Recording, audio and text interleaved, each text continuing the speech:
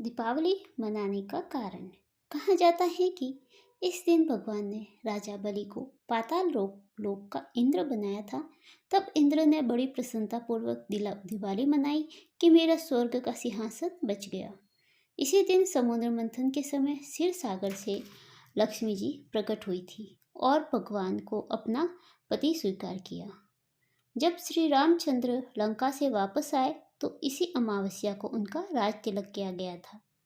इसी दिन राजा विक्रमादित्य ने अपने संवत की रचना की थी। बड़े बड़े विद्वानों को बुलाकर मुहूर्त निकलवाया था कि नया संवत चैत सुदी प्रतिपदा से चलाया जाए। इसी दिन आर्य समाज के संस्थापक महर्षि दयानंद का निर्वाण हुआ था। लक्ष्मी जी की कहानी। एक साहूकार की बेटी थी। वह रोजाना पीपल सींचना जाया करती थी। पीपल में से लक्ष्मी जी निकलती और चली जाती थी। एक दिन लक्ष्मी जी ने साहूकार की बेटी से कहा कि तू मेरी सहेली बन जा। तब साहूकार की बेटी ने कहा, मैं अपने पिताजी से पूछ आऊं, तब कल सहेली बन जाऊंगी। घर जाकर उसने अपने पिताजी से सारी बात कह सुनाई।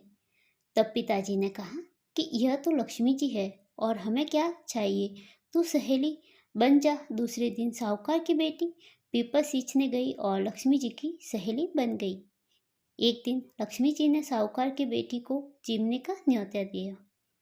तब साहूकार की बेटी लक्ष्मी जी के यहाँ जीमने गई तो लक्ष्मी जी ने उसको ओढ़ाने के लिए शाल दुशाला दिया।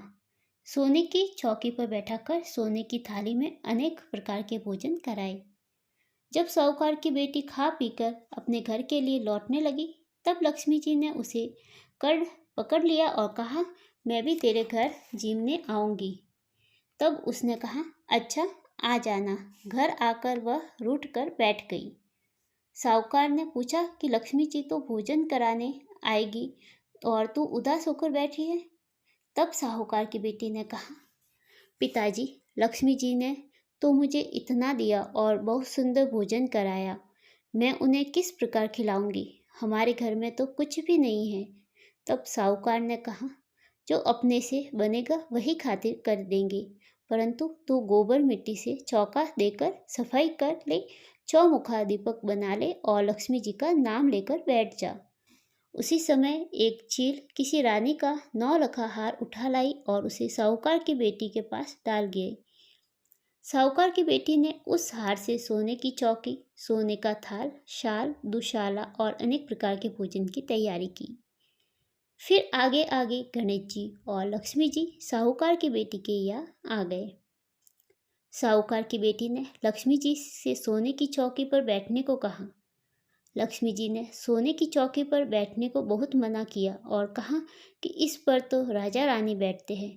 तब साहूकार की बेटी ने कहा कि तुम्हें हमारे यहाँ तो बैठना ही पड़ेगा।